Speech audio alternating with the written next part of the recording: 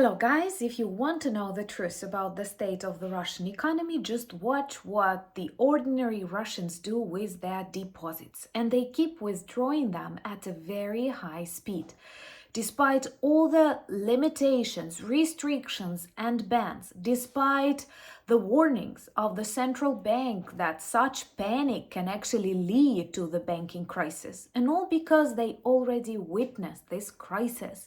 Blackouts inside Russia, gasoline crisis, rising prices, and many more. And now I'm not talking about Ukraine, I'm talking about Russia. That is also a war zone. And millions of those who cheered for the special military operation now realize it destroys Russian economy from within. From April to October, these are just 6 months, Russians withdraw 1 trillion rubles, despite various restrictions that the Kremlin imposed. And this will definitely lead to serious problems in smaller banks and finally destroy the system from within. We are approaching a perfect storm, and it comes from different directions, from the oil refining industry, from the banking system, from the system of air defense, and many more. So let's discuss what are Russians doing with their money and how they want to save them before the collapse of the Russian Federation itself. My name is Anna, I'm from Ukraine, I'm in Ukraine, and if you want to see the defeat of the Kremlin regime, subscribe and please share these videos to spread the truth. Because so many people keep analyzing Russia knowing nothing about their mindset, about their history, and about the behavior of the population inside, and it tells a lot. From April to October 2025, millions of Russians withdraw their deposits from the Russian banks. It was not easy because there are lots of restrictions on the withdrawal of your own money from the banks, and we'll speak about that a little bit later. But the total sum of the money they managed to take away from the Russian banks, because they don't trust Russian banks, is 1 trillion rubles. These are billions and billions of dollars, and Russia is a poor country. That is a lot for them. The Russian central bank, Elvira Nibulina, was warning people, at certain moments in time was begging people not to act like that. Because it's common knowledge that when people withdraw great sums of money from banks, this can lead to the banking crisis itself. But lots of Russian generations, those who lived in times of the USSR, know really well that money disappears from banks if you live under the Kremlin rule.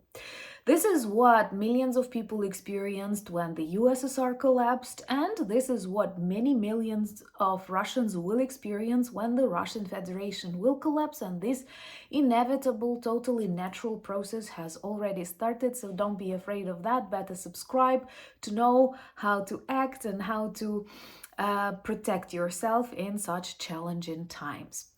So, the Russian central bank and different financial institutions worked really hard to impose various restrictions on the withdrawal of the Russians' money. So you cannot take your own money out of the banks, and they want to persuade you that everything is fine. Come on. In Ukraine, in times of big war, when you openly see what's happening to us and Russia claims they are totally okay and everything goes according to the plan, here in Ukraine we have way more freedom with our deposits and our money. In Russia, they have several restrictions on the withdrawal of their own money.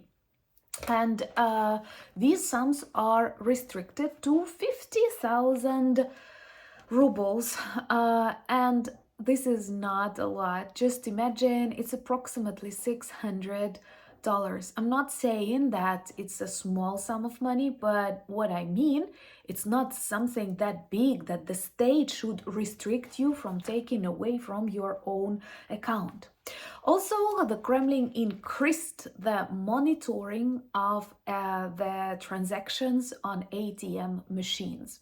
Well, we may say the Kremlin in general increased the monitoring of everything, but right now they fake it that they care about people, and they are worried that various kinds of fraud are growing inside the Russian Federation. Well, that's true. And that's not a sign of the success of the Russian Federation again, because when you go through really bad times for your country, when you're trying to hide war that grows from region to region, reaching capitals, Moscow, St. Petersburg, Sochi, well, you are going through a very bad period of time, and typically fraud and problems amass. But they don't care about fraud. They don't care about people. They just think about another way to restrict people from taking away their money from ATMs. So that limit, like 50,000 rubles, that is not a lot, and you are allowed to withdraw them during 48 hours, like $600 for 2 days. And what if you want to buy a car? I'm sorry, they don't buy cars in Russia. They don't have gasoline. That's the reality of Russia. Please understand that. Because even the Russian military vloggers and experts understand that. And I speak more about these problems that they mention, that they understand, that they now discuss inside the Russian society, maybe whispering on the kitchens in my video on Anna Danilchuk channel that will soon have 250,000 views. Beautiful record. And I don't know if you know that, but it is also banned in Russia to withdraw foreign cash. So all you can do is withdraw your rubles, and you know that rubles are a ruble. So they imposed this ban earlier, and they decided to extend it until March 2026, but we all understand if the Russian economy does not completely collapse by March 2026, they will for sure extend this ban. So what we have now, millions of Russians who wanted this war, who did not think it would return back home to dozens of the Russian regions. Their borders are not controlled, their airspace is dangerous, their aeroflot is destroyed, their gasoline is absent, huge queues, rising prices because gasoline influences literally everything, the price of the bread, because you have to drive that bread to a supermarket. So there are a lot of things happening. And in this context, they try to protect some savings, some money that they still have.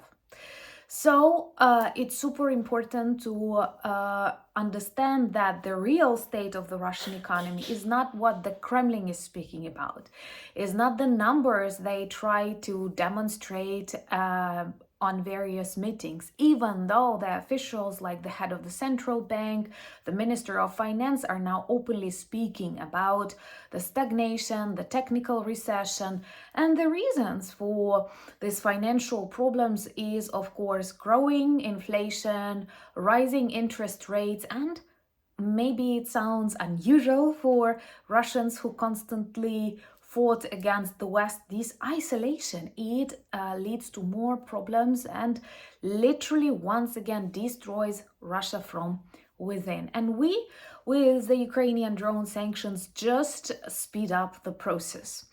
Subscribe, share these videos to spread the truth. Today, Kyiv, and you know I'm in Kyiv, experienced a serious attack, lots of drones, lots of missiles, and not just Kyiv, dozens of Ukrainian cities. They want to turn off the lights. They want us to experience new blackouts, but you can see light behind me. There were a couple of hours without electricity, but we have to understand that Ukrainians are well prepared. I'm not sure people in Belgorod, Russian Belgorod, are that prepared. And what we observe now, a tremendous change in the course of this war. It's not just Russia that destroys Ukrainian infrastructure, it's also Ukraine that destroys Russian military sites and thus protects more of our cities, more of our people from the future Russian attacks. That is the only way to bring lasting peace, to defeat and demilitarize Russia, and we are working on that. Thank you so much for your support, for kind comments, for buying me coffees, becoming my patrons and sponsors of the channel. Remember to check our merch shop for lots of good items that Remind people about Ukraine and the need to defeat Russia, plus we have an open Halloween collection again if you celebrate. And remember to follow me on X, Instagram, Blue Sky, Threads, Discord, and join the new community on channel Anna Danilchuk. All the links that you need in the description of this video. Thank you so much for being friends of mine and friends of Ukraine. And most importantly, united we stand. Slava Ukraini!